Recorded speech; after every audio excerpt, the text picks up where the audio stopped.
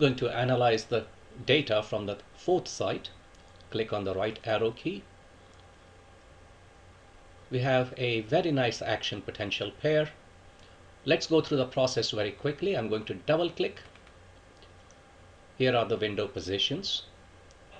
We can see some light blue traces indicating rather long intervals. We'll go through that very quickly. Let's look at the distribution of data points.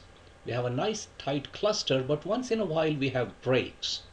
Notice the red symbols. In this case, we had a change in the needle position, so probably I need to look at my window positions better. Come back over here. Going to set the window halfway between, and perhaps bring this over here. So these are good positions for the start and stop window. Let's look at the result graph. Beautiful distribution.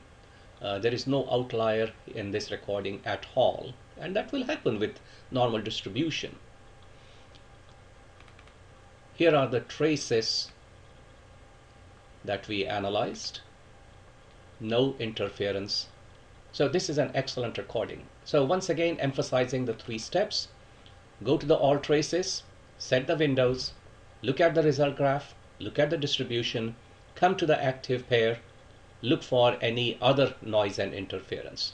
Finally, look at the results. This is site number 4, pair number 1. Jitter is 19 microsecond.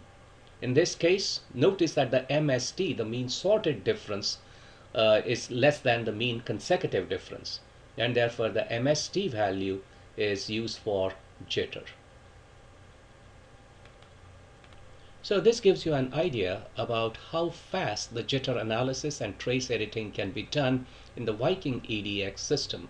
And it is this power of algorithm that allows us to make analysis in an online manner.